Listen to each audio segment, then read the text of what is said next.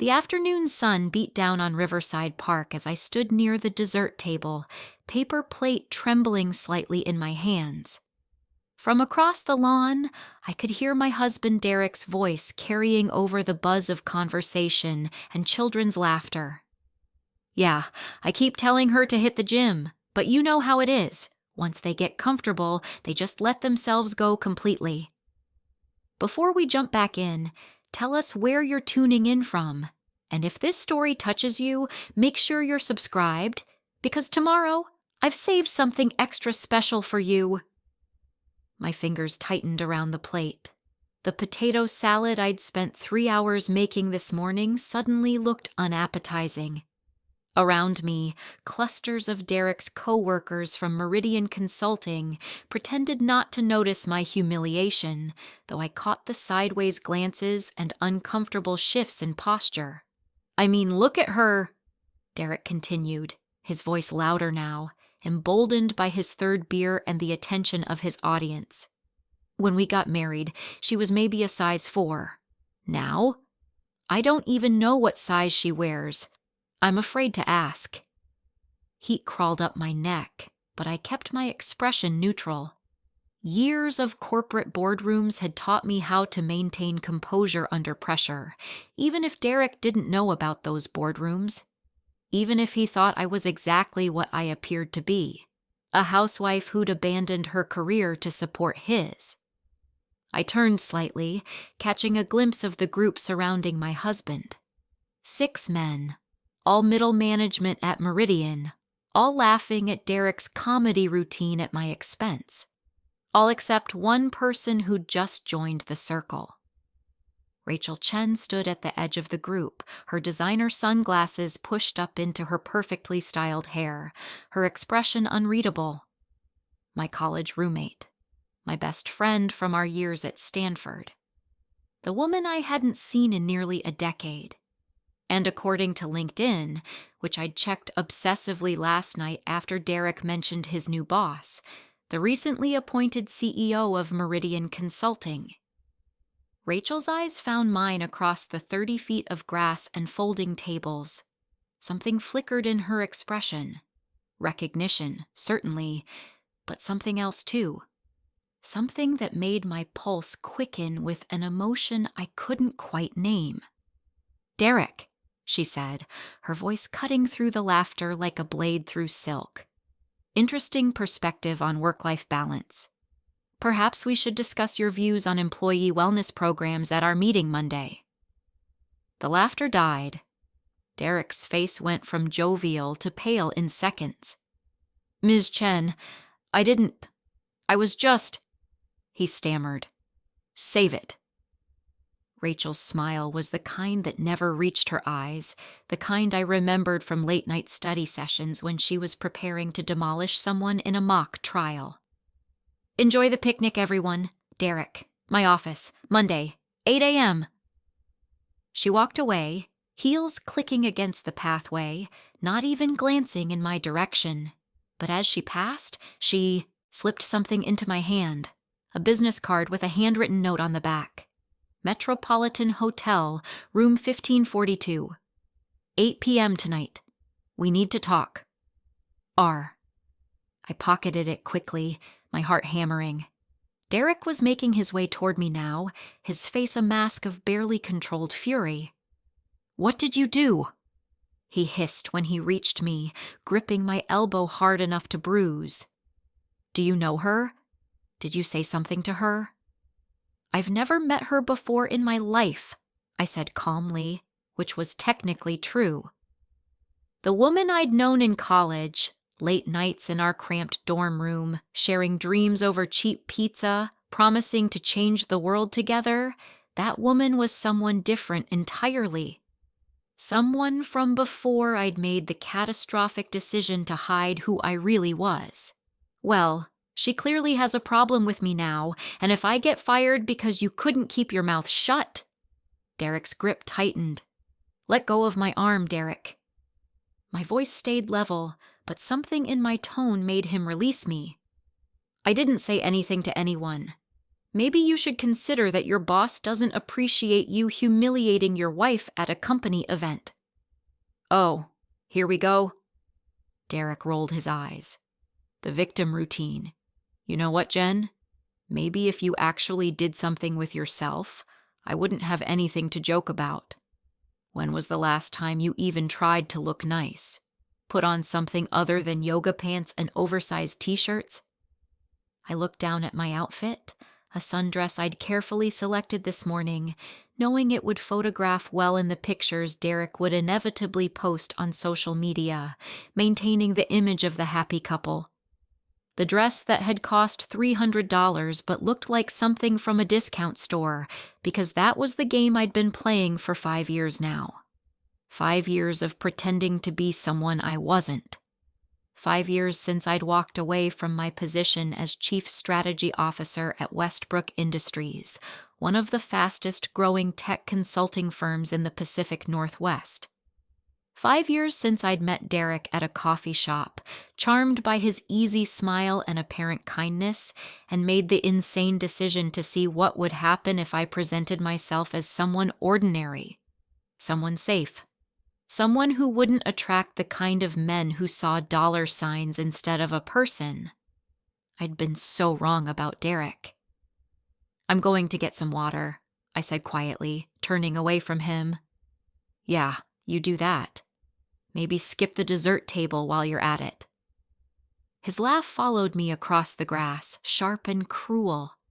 I walked steadily toward the parking lot, my vision blurring slightly. Not from tears. I'd learned long ago not to waste tears on Derek's cruelty, but from the sheer cognitive dissonance of the situation. Here I was, Jennifer Morrison, formerly Jennifer Chen, before I'd taken Derek's name in what now seemed like the ultimate act of self-erasure. A woman who'd once presented strategy proposals to Fortune 500 companies, who'd negotiated million-dollar contracts, who'd been profiled in Business Insider as one of the top 30 under 30 to watch. And now I was being mocked at a company picnic for my weight. I was a size 8, hardly the catastrophe Derek made it sound like, by a man who thought I'd failed at every job interview I'd supposedly gone to in the past 5 years. The irony was suffocating. My phone buzzed in my purse. A text from an unknown number. "I recognize you even with the different hair color. Room 1542. Don't make me wait. We have a lot to discuss." Rachel. She'd always been direct.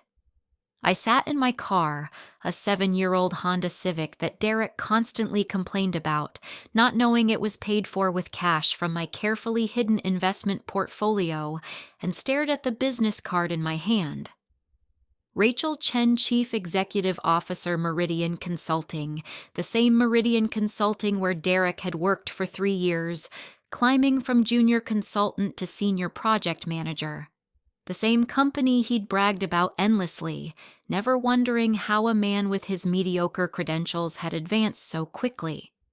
Never questioning the coincidence that every project he led seemed to go smoothly, that every client he pitched to seemed predisposed to say yes.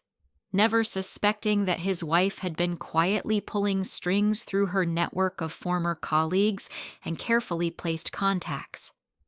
I'd built Derek's career the way someone might build a house of cards, meticulously, knowing exactly how fragile it was, knowing exactly how easily it could all come tumbling down.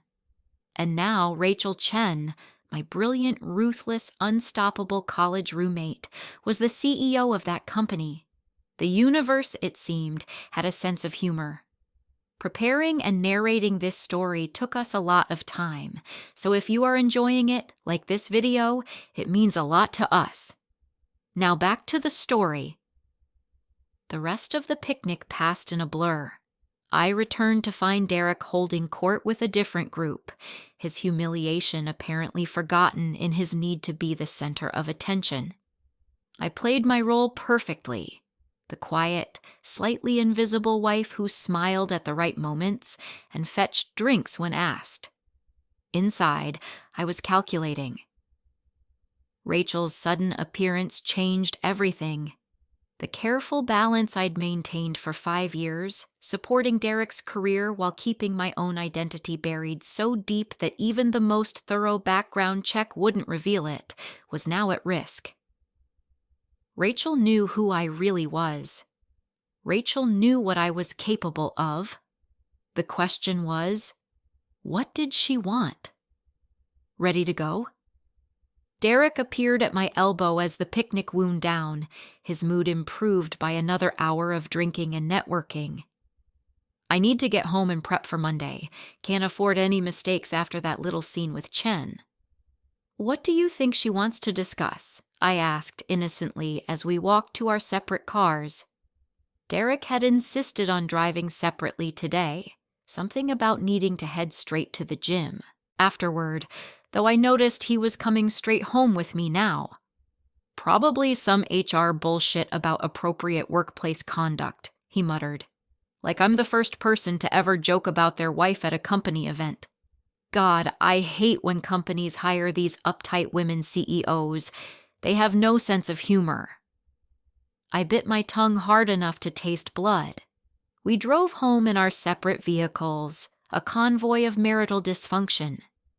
Derek immediately disappeared into his home office, really just the spare bedroom where he kept his gaming computer and pretended to work on weekends.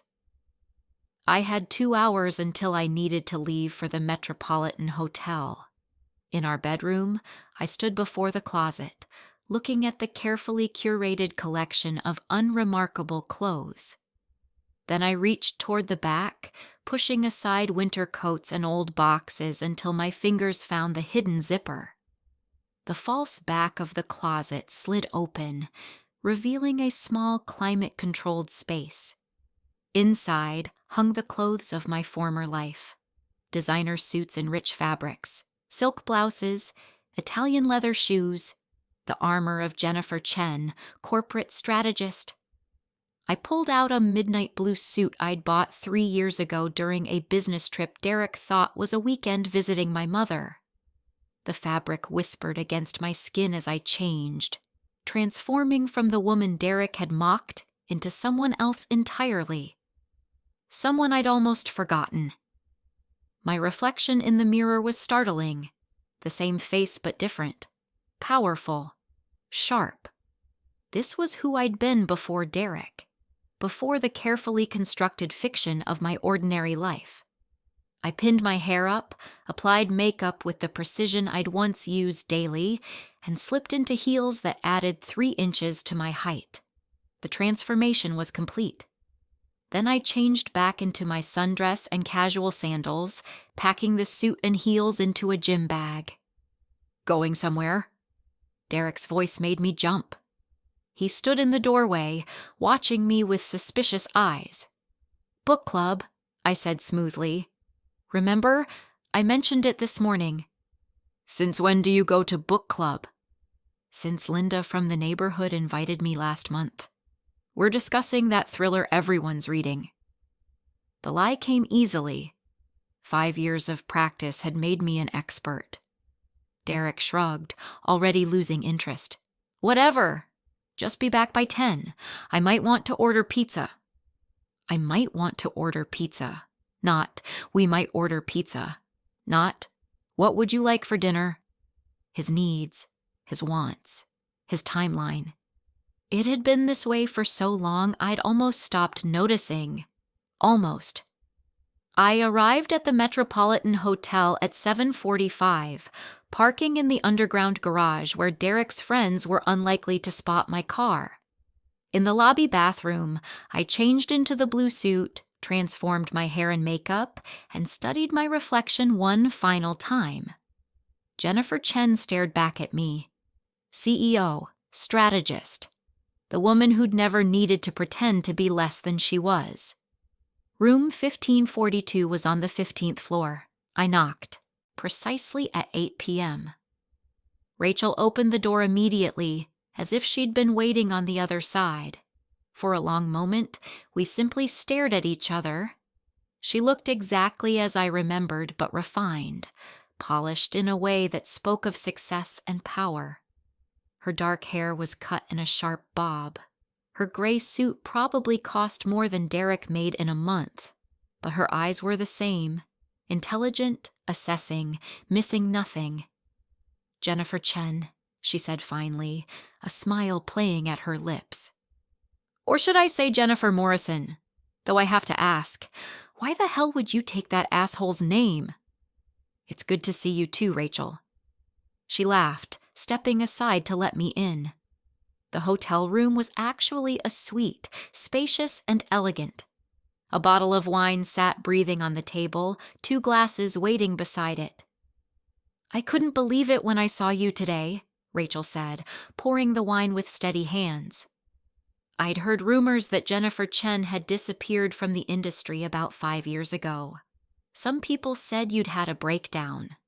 Others thought you'd been poached by a competitor and were buried under NDAs. But standing there at a company picnic as the invisible housewife of a mediocre middle manager, that never made anyone's list of theories. I accepted the wine glass, buying time. How did you recognize me? Are you kidding? You think a different hair color and dowdy clothes could fool me? I lived with you for 3 years, Jen. I've seen you hungover, sick, pulling all-nighters, celebrating victories. I know every expression on your face." She settled into an armchair, crossing her legs. "What I don't know is why you're pretending to be someone you're not. Maybe I got tired of the corporate world." "Bullshit. You loved the corporate world. You were built for it.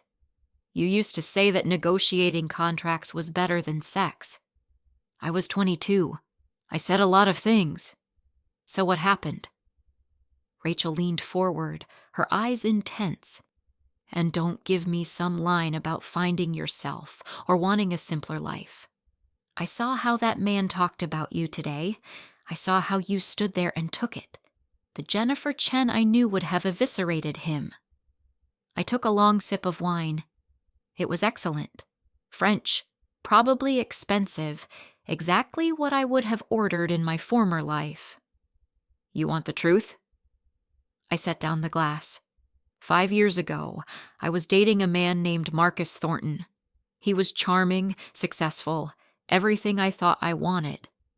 We dated for 8 months before I discovered he'd been systematically stealing my client contacts and pitching them himself through a shell company. He'd been using my security clearances to access confidential information. By the time I caught him, he'd cost me 3 major accounts and nearly destroyed my reputation.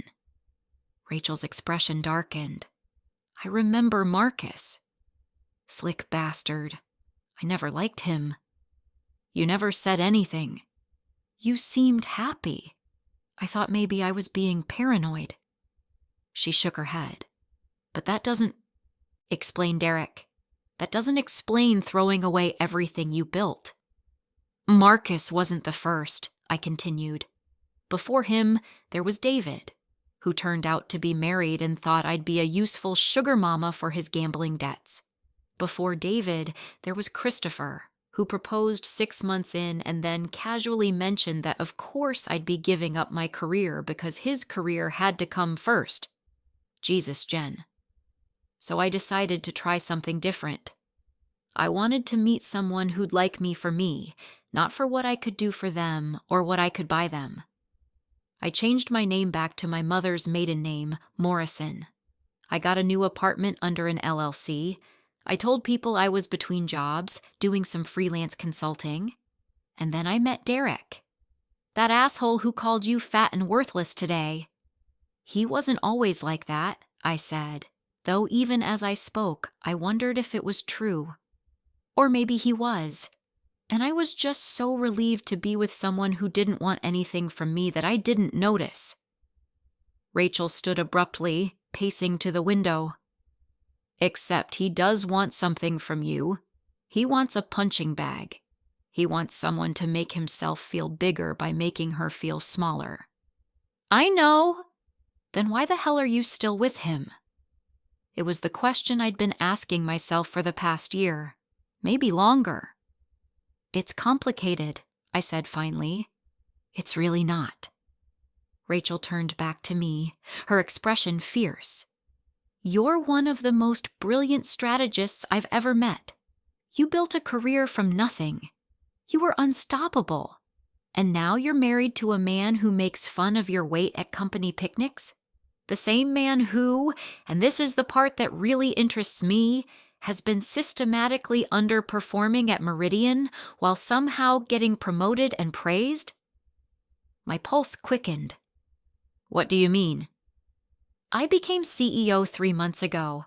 First thing I did was a deep dive into company performance. Derek Morrison's numbers don't add up, Jen. He closes deals that should be beyond his capability. He retains clients who have no logical reason to stay with someone of his skill level. His project success rate is statistically improbable. She paused. Unless someone's been helping him. I said nothing, but my silence was answer enough. Holy shit, Rachel breathed. You've been managing his career. All this time, you've been the power behind his success, and he doesn't even know it. I wanted him to succeed, I said quietly. I thought if he was successful, confident, happy in his work, maybe he'd be different at home. Maybe he'd be the man I thought he was when we first met. Did it work? I thought about this afternoon, about the laughter at my expense, about the casual cruelty that had become so routine I barely flinched anymore. No, I admitted. It made him worse. The more successful he became, the more he resented me for not being successful too. Never mind that I was the one orchestrating his success. He thinks he did it all himself. Rachel sat down across from me again, her expression thoughtful. So here's my question, Jen. Now that I'm CEO of Meridian, now that I know what you've been doing, now that I've seen how he treats you, what do you want to do about it? What do you mean? I mean, do you want to keep playing this game? Keep propping up his career while he tears you down? Or... She leaned forward, and I saw the familiar glint in her eye, the one that meant she was about to propose something either brilliant or completely insane. Or do you want to remind Derek Morrison and the rest of the world exactly who Jennifer Chen really is? My heart hammered in my chest. For 5 years, I'd been invisible, safe, small, and absolutely miserable. What did you have in mind? I asked.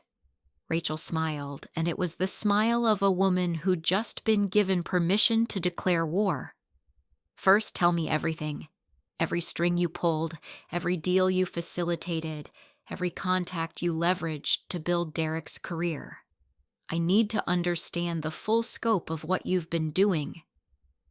Over the next hour, I laid it all out. The carefully placed phone calls to former colleagues, positioning them to be receptive when Derek pitched. The inside information I'd fed him, disguised as lucky breaks or good research. The problems I'd solved behind the scenes, letting him take credit for the solutions. The network I'd built and maintained, all funneling opportunities his way. Rachel listened intently, occasionally making notes on her tablet. This is actually remarkable, she said when I finished. You essentially created a shadow infrastructure to support one mediocre consultant's career. Do you have any idea how much time and expertise that took? The value of the connections you leveraged? I tried not to think about it. Well, I'm thinking about it. And here's what I see. You've been operating a sophisticated career management system, and you've been doing it for free for a man who doesn't appreciate you and actively tears you down in public. She set down her tablet. Jennifer, do you know what consultants charge for the kind of services you've been providing? Of course I do. I used to be a consultant. Then you know Derek owes you approximately... She glanced at her notes. Conservatively, about $2 million in fees. And that's not counting the emotional labor or the damage to your own career. The number hit me like a physical blow. $2 million. 5 years of my expertise given freely to a man who thought I was worthless. But here's the thing, Rachel continued. You don't just have leverage over Derek. You have leverage over Meridian. Because the company has been benefiting from your work too. The deals you facilitated, the clients you helped retain. That's company value you created. What are you suggesting? I'm suggesting we give you what you're owed. Not as Derek's wife. As a consultant who provided valuable services to Meridian Consulting. She pulled out a contract from her briefcase. I've been working on this since this afternoon. It's a consulting agreement, backdated to cover the past 5 years. It outlines the services provided and the compensation owed. I scanned the document, my hands shaking slightly. It was comprehensive, professional, and absolutely airtight. This would require Derek to disclose the help he received, I said slowly. Yes. Either he admits you were instrumental in his success, or he explains how he managed to achieve improbable results without any assistance. Either way, his reputation takes a hit. He'll fight this. Let him. I have 3 months of analysis showing his performance doesn't match his results. I have testimony from colleagues about his concerning behavior, including today's incident. And if it goes to any kind of investigation, I guarantee we'll find other problems. Inflated expense reports, misrepresented credentials, something. Men like Derek always have something to hide. I stared at the contract, at the numbers that represented 5 years of my life. 5 years of being small, being quiet, being less than I was. There's something else, Rachel said softly. I didn't just invite you here to talk business. I wanted to see if you were okay, if you needed help. Because watching you today, seeing how he treated you, Jen, that's not okay. That's not what you deserve. Unexpected tears pricked my eyes. I don't know how I got here, I whispered. I don't know how I let it get this bad. Hey. Rachel moved to sit beside me, taking my hand. You tried something. You took a chance on hiding who you were to find someone who'd love you for you. It didn't work out the way you hoped.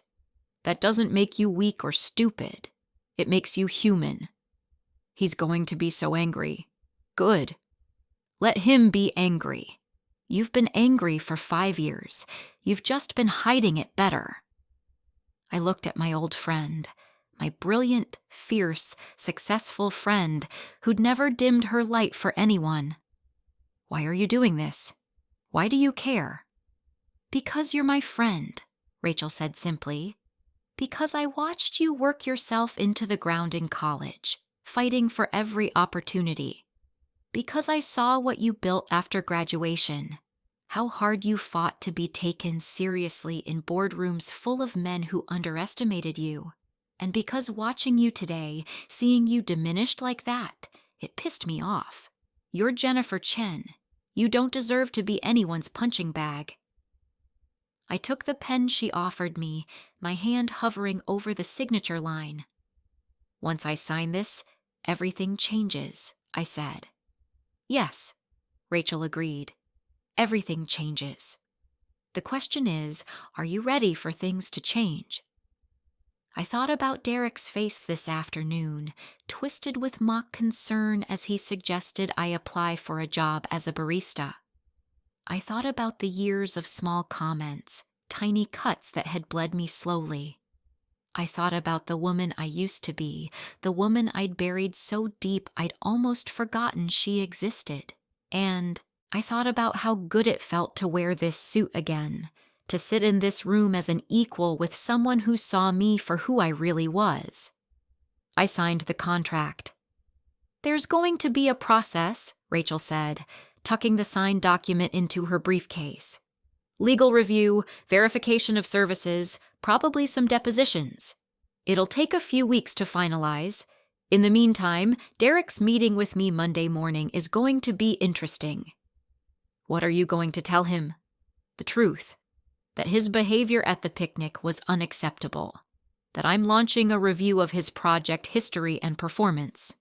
that Meridian Consulting takes workplace conduct seriously, especially regarding how employees treat their spouses at company events. She smiled. I won't mention you specifically or the contract yet. Let him sweat a little first. He's going to make my life hell at home. Then don't be home. Stay with me for a while. I have a spare bedroom in my condo, and it's not like you're in danger of running into Derek there. He doesn't exactly move in CEO circles. She paused. Unless you're not ready for that yet. Unless you need more time. I looked down at my hands, at the wedding ring that suddenly felt like a shackle. I need to think, I said finally. This is all happening so fast. 5 hours ago, I was standing at a picnic table being mocked by my husband. Now I'm signing consulting contracts and talking about leaving him. Take the time you need, Rachel said gently. But Jen, don't take too much time. Don't let fear or habit or some misplaced sense of loyalty keep you in a situation that's killing you piece by piece. We talked for another hour, catching up on the years we'd been apart. Rachel had built an impressive career, climbing from junior associate to CEO through a combination of brilliance, ruthlessness, and what she called selective empathy, caring deeply about the right people and not wasting energy on the wrong ones. I never married, she said when I asked. Came close once, but he wanted me to turn down a promotion that would have required relocation. Said it would be bad for us. I realized there was no us in his version of our relationship, just his career and his comfort, and my job was to facilitate both. You made the right choice. So did you actually. You just made it 5 years too late. She walked me to the door when it was time to leave. Call me tomorrow, okay? Even if it's just to talk. Even if you're not ready to make any decisions yet. I want to know you're okay. I will, I promised. And Jen, welcome back. I've missed you. I changed back into my sundress and casual sandals in the lobby bathroom, transforming once again into Derek's unremarkable wife. But as I drove home, I felt different. The weight that had been pressing down on me for years felt lighter somehow. Derek was asleep on the couch when I got home, empty pizza boxes on the coffee table, some action movie playing on the TV. He didn't wake up when I came in, didn't ask about book club, didn't care where I'd been. In our bedroom, I hung the blue suit back in its hidden space, but this time I left it in front, easily accessible, just in case. My phone buzzed with a text from Rachel. Sleep well. Tomorrow, everything starts to change. I looked at myself in the mirror, at the woman in the unremarkable sundress with the remarkable secret. Jennifer Chen stared back at me, and for the first time in 5 years, she smiled. Tomorrow, I would start reclaiming my life. Tonight, I would sleep better than I had in years, because I'd finally remembered something crucial, something I'd forgotten in 5 years of making myself small. I was Jennifer Chen, corporate strategist, deal maker, unstoppable force. And I was done being invisible. Monday morning arrived with the weight of inevitability. I woke before dawn, Derek still snoring beside me, oblivious to the storm that was about to break over his head. While he slept, I packed a suitcase with essentials, not the clothes from my hidden closet, not yet, but enough to stay at Rachel's for a few days if things went as badly as I expected. Derek emerged from the bedroom at 6:30, his face pale and drawn. He'd been unusually quiet all weekend, anxiety about his meeting with Rachel Chen eating at him. Do I look okay? He asked, adjusting his tie for the 3rd time. It was a small thing, but telling. Derek asking for my opinion, needing my reassurance. For a moment, I felt a flicker of something. Not quite pity, but close. You look fine, I said neutrally. What do you think she wants? Really? His eyes met mine, and I saw genuine fear there. I've been going over everything in my head. The picnic thing was bad, I know that, but people joke around at those events all the time. It's not a firing offense. Maybe she just wants to clarify expectations, I offered, pouring coffee I didn't plan to drink. Set boundaries for future company events. Yeah, probably. He grabbed his briefcase, hesitated at the door. Listen, about Saturday. I was drinking and the guys were egging me on. I didn't mean, you never mean it, Derek. He flinched at the coldness in my voice. What's that supposed to mean? It means have a good day at work. I'm sure your meeting will be fine. After he left, I texted Rachel. He's on his way. Nervous but clueless. Her response came immediately. Perfect. The conference room is ready. Legal is standing by. Are you still sure about this? More sure than I've been about anything in 5 years. Good. I'll call you when it's done. And Jen, pack a bag. You're staying with me tonight whether you like it or not. I smiled at my phone. Rachel had always been protective, even back in college when she'd scared off a guy who wouldn't take no for an answer at a party. Having her back in my life felt like finding a piece of myself I hadn't known was missing. I spent the morning methodically going through the house, documenting everything. Photos of receipts, bank statements, credit card bills, all the financial evidence of a life built on my hidden income while Derek believed we were living on his salary alone. The house we lived in? Purchased through one of my LLCs, though the deed listed both our names. The car Derek drove? Leased through another company I controlled. Even his gym membership, his tailored suits, his expensive scotch collection, all funded by money he didn't know I had. At precisely 8 a.m., my phone rang. Rachel's number.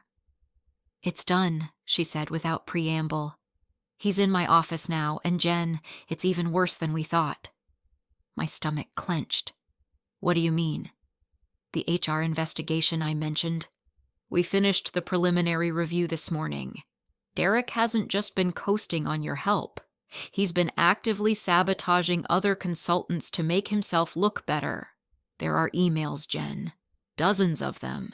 He's been feeding confidential client information to competitors, then positioning himself as the hero who swoops in to save accounts he's deliberately damaged. I sank into a chair, the phone pressed against my ear. That's corporate espionage. Yeah, and it gets worse. Remember how he closed that big pharmaceutical account last year? The one that got him his promotion to senior project manager? Of course. He talked about it for weeks. The client contact who signed off on that deal? She's filed a sexual harassment complaint. Says Derek made unwanted advances during negotiations and implied that her company's contract renewal was contingent on her cooperation. The room spun. Oh my God! She didn't come forward earlier because she was afraid it would impact her company's relationship with Meridian. But when I reached out as part of the routine investigation, she broke down and told me everything. Rachel's voice was ice cold now. Jennifer, the man you're married to isn't just mean and lazy. He's dangerous. Through the phone, I heard Derek's voice in the background, rising in volume. This is ridiculous. You can't just accuse me of... Mr. Morrison, I suggest you sit down and listen very carefully. Rachel's voice came through, crisp and authoritative. Then back to me. I need to go handle this. Are you somewhere safe? I'm at home. Good. Stay there. I'm having security escort him out of the building. He won't be coming back. Not to Meridian, and if I have anything to say about it, not to any consulting firm in this city. Rachel, we'll talk later, I promise. But right now, I need to make sure this bastard understands exactly how much trouble he's in. The line went dead. I sat in the sudden silence of my house, bought with my money, filled with things I'd purchased, and waited. An hour passed, then 2. My phone buzzed constantly with texts from Rachel, updating me on the situation. Derek's trying to claim discrimination. Says I'm targeting him because I didn't appreciate his sense of humor at the picnic. Legal just informed him about the harassment complaint. He went white. He's asking for a lawyer. Good. He's going to need one. Evidence package is being compiled. Police may be involved for the corporate espionage angle. He knows something's wrong but hasn't figured out what yet. Keeps saying this is all a misunderstanding. At noon, my phone rang again. This time, it was Derek. "Jen, I need you to come down here right now," he said, his voice shaking with barely controlled rage. "These people are insane. They're accusing me of things I didn't do, and they're firing me based on lies and misunderstandings." "What things?" I asked calmly. "It doesn't matter. Just get down here. I need you to vouch for me. Tell them I'm not—" He broke off, breathing hard. "Please, Jen, I need you." How many times had I needed him over the past 5 years? How many times had I asked for support, for kindness, for basic human decency, only to be mocked or ignored? "No," I said simply. "What?" "No, Derek. I'm not coming down there. I'm not vouching for you. I'm not saving you. Not this time." "What the hell is wrong with you? I'm your husband." "Are you?" Because husbands don't call their wives fat and worthless at company picnics.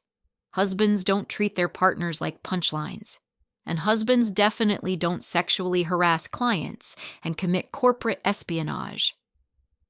Silence. Then, "How do you know about—" He stopped.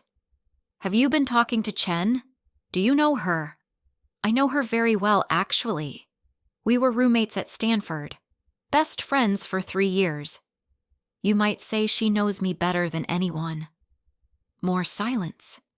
I could almost hear his mind working, trying to piece together the implications. "Stanford," he repeated slowly. "You went to Stanford? You told me you went to state school. You said you barely graduated." I lied. "About a lot of things. Who are you?" His voice was barely a whisper now. "My name is Jennifer Chen. I was Chief Strategy Officer at Westbrook Industries before I met you. I have an MBA from Stanford and a track record of successful consulting deals worth over $50 million. And for the past 5 years, I've been the invisible architect of your entire career."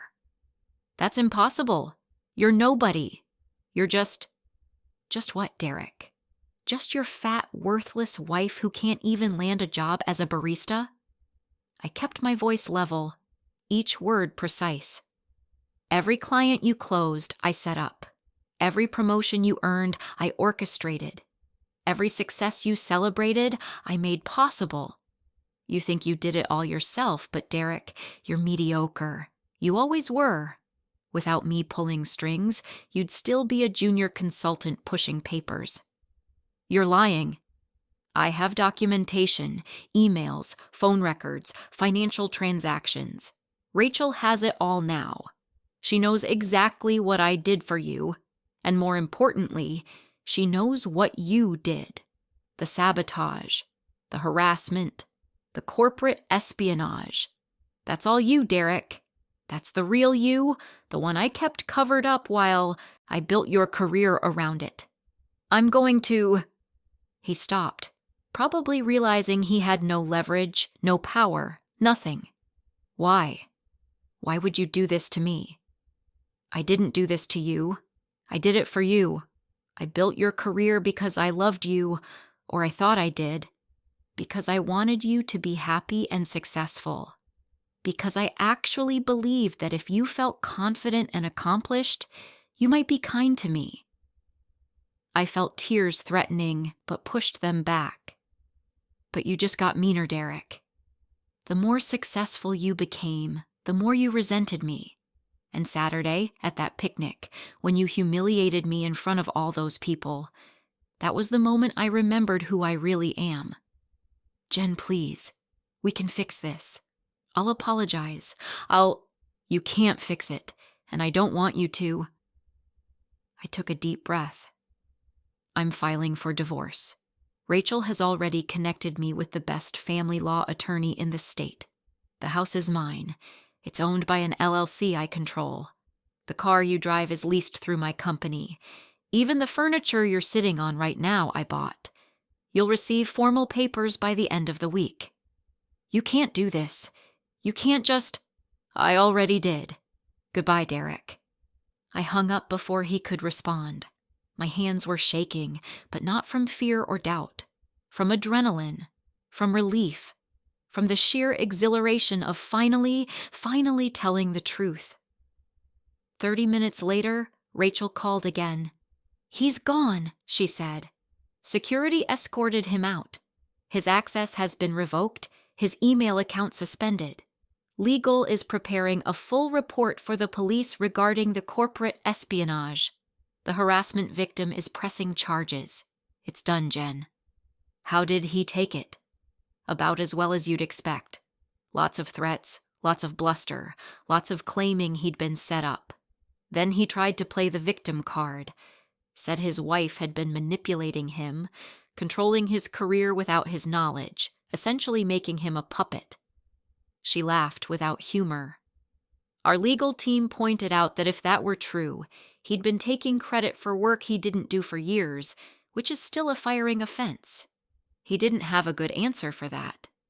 Rachel, My voice broke. Thank you for all of this. You don't need to thank me. You did this yourself. I just opened a door you were ready to walk through. She paused. How are you feeling? Terrified, relieved, free, all of it at once. Good. Those are exactly the right feelings. Now pack your bag and get over here. We're ordering takeout, opening a bottle of obscenely expensive wine, and you're going to tell me everything about these past 5 years while I tell you about the spectacular job offers I'm about to send your way. Job offers? Jennifer, did you really think I was going to let your talents go to waste? Meridian needs a new VP of Strategic Partnerships. The position reports directly to me, pays $250,000 base plus bonuses, and comes with an office that has better views than Derek's. Entire apartment will once he figures out where he's living next. Her voice softened. Or, if Meridian isn't your speed, I have 3 other companies I advise that would kill to have you. You're Jennifer Chen. It's time the world remembered that. I looked around the house that had been my prison for 5 years at the carefully curated fiction of a life I'd built around someone else's needs. Then I looked at the suitcase by the door, ready to take me somewhere new. I'll be there in an hour, I said. Perfect. And Jen, bring the suit. The blue one. You're going to need it. Derek came home that evening to an empty house. I know this because he called 17 times, texted 43 times, and finally sent an email that was so long and rambling it barely made sense. I read it once, sitting in Rachel's guest room with a glass of wine in hand, then deleted it. The following days were a blur of activity. Rachel's attorney was efficient and ruthless, filing divorce papers that laid out the financial reality of our marriage. That I owned everything, that Derek had been living on my hidden income, that his career had been built on my expertise. Derek tried to fight it, claiming he'd had no idea about the money, about my real identity, about any of it. But the evidence was overwhelming.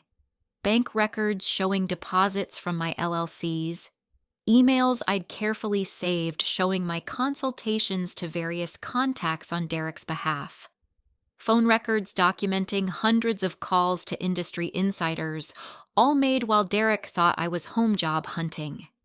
The consulting contract Rachel had prepared, the one that outlined 5 years of services rendered to Meridian through Derek, was the final nail in the coffin.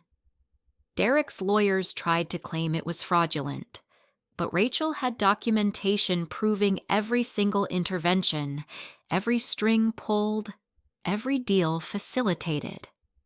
The beauty of it, Rachel explained over dinner one night, is that Derek can't claim both things. Either he admits you helped him and owes you compensation, or he claims he did it all himself, which the evidence clearly disproves. Either way, he loses. I'm not doing this for the money, I said, though the settlement figure, close to $3 million once the consulting fees, property division, and other assets were calculated, was staggering. I know. You're doing it because you spent 5 years being told you were worthless by a man whose worth was entirely dependent on you. You're doing it because you deserve to have the truth acknowledged. She raised her glass. To truth, and to never making yourself small for mediocre men ever again. I clinked my glass against hers. To never making myself small. The divorce was finalized in record time. Derek didn't have the resources to drag it out, especially once the criminal investigation into his activities at Meridian gained momentum. The corporate espionage charges were ultimately reduced to contract violations and ethical breaches, but they were enough to effectively blacklist him from the consulting industry. The sexual harassment case was settled out of court, with Derek admitting no wrongdoing but agreeing to mandatory counseling and a substantial payment to his victim. I tried not to feel too much satisfaction at his downfall. Tried and mostly failed. 3 months after the picnic that changed everything, I stood in my new office at Meridian Consulting, looking out over the city skyline. VP of Strategic Partnerships. My name on the door. My name, my real name, on business cards, on the company website, in industry publications. Jennifer Chen was back. Rachel appeared in the doorway, 2 cups of coffee in hand. Settling in? It feels surreal, I admitted. 3 months ago, I was standing at a picnic table being mocked. Now I'm here. You were always here, Jen. You just forgot for a while. She handed me one of the coffees. I have something for you, by the way. Arrived this morning. She passed me an envelope. Inside was a letter from Derek's lawyer. Not another legal document, thank God, but something else. A handwritten note from Derek himself. Jennifer, I know I don't have the right to contact you, and your lawyer will probably tell you not to respond, but I needed to say this. I was wrong. About everything. About you. About myself. About what I thought our marriage was. You were right when you said success made me meaner. I got comfortable, complacent, and I took out all my insecurities on the one person who was actually trying to help me. I'm not asking for forgiveness. I'm not asking for another chance. I just wanted you to know that I understand now. I understand that I had something precious, someone remarkable, and I destroyed it because I was too insecure to see my wife's success as anything but a threat to my own. I see now what you did for me, all of it, and I see what I did to you. There's no excuse for it. I hope you're happy now. I hope you're doing something incredible, because you were always capable of incredible things, and I was just too small to recognize it. Derek, I read it twice, then set it on my desk. How do you feel? Rachel asked carefully. Like closing a chapter, I said finally. He's right about some of it. He was small and insecure, and he took it out on me. But I was also someone who hid who she was because she was afraid of being used. We were both playing roles, both lying in our own ways. The difference is, I stopped. Are you going to respond? No. There's nothing left to say. I looked at the letter one last time, then dropped it in the recycling bin. He made his choices. I made mine. Now we both get to live with the consequences. Rachel smiled, the fierce, proud smile of someone watching their friend reclaim her power. So VP Chen, Ready to start actually doing the job you've been secretly doing for years? God, yes. That afternoon, I led my first official strategy meeting as VP of Strategic Partnerships. The conference room was full of people who'd once worked alongside Derek, people who'd laughed at his jokes at the picnic. Now they listened intently as I outlined my vision for Meridian's growth, my strategies for client retention and acquisition, my ideas for innovative partnership models. No one mentioned Derek. No one asked where the fat, worthless wife had learned to speak like a Fortune 500 executive. They just listened, took notes, and asked intelligent questions. Because this was who I'd always been. I'd just forgotten for a while. After the meeting, Michael from marketing, one of Derek's former drinking buddies, approached me hesitantly. "Ms. Chen, I just wanted to say..." He looked genuinely uncomfortable. "At the picnic, I laughed. When Derek was making those jokes about you, I didn't know who you were, obviously, but that's not an excuse. It was wrong, and I'm sorry." I studied him for a moment. He looked sincere, ashamed even. "Thank you for the apology," I said finally. "Moving forward, I'd suggest remembering that everyone you meet has depths you can't see. Everyone has a story. And mocking someone for their perceived failures says more about you than it does about them."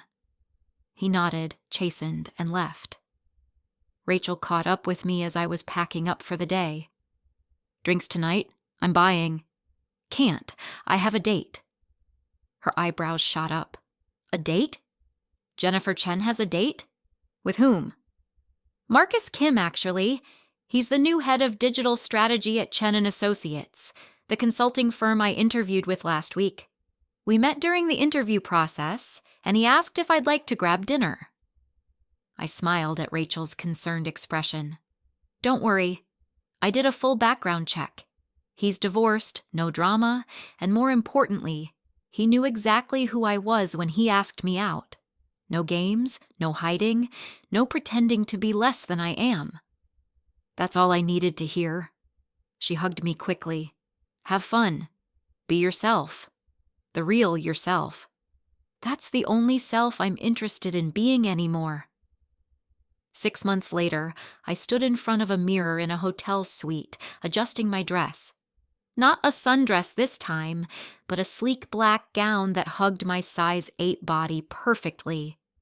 My hair was styled professionally, my makeup flawless, my confidence bulletproof. Tonight was the annual Consulting Industry Awards, and Meridian was nominated in 3 categories. More importantly, I was receiving the Rising Leader Award, an honor given to executives who'd made significant impact in their field. Rachel appeared behind me in the mirror, stunning in her own gown. "Ready?" she asked. "More than ready." The ceremony was held at the Grand Ballroom downtown. 500 industry leaders gathered to celebrate the year's achievements. I sat at Meridian's table, surrounded by colleagues who'd become friends, who respected my expertise and valued my contributions. When my name was called for the award, I walked to the stage with my head high. The applause was genuine, warm. As I accepted the crystal trophy, I looked out at the audience and saw faces I recognized from my previous career, people who remembered Jennifer Chen from before she'd disappeared. "Thank you," I said into the microphone, my voice steady and strong. 5 years ago, I made a choice to step away from this industry. I thought I needed to make myself smaller to find happiness. I was wrong. What I needed was to remember that my worth isn't determined by how others see me, but by how I see myself. And I see someone who's capable, accomplished, and done apologizing for either. The applause grew louder. I saw Rachel beaming from the front table.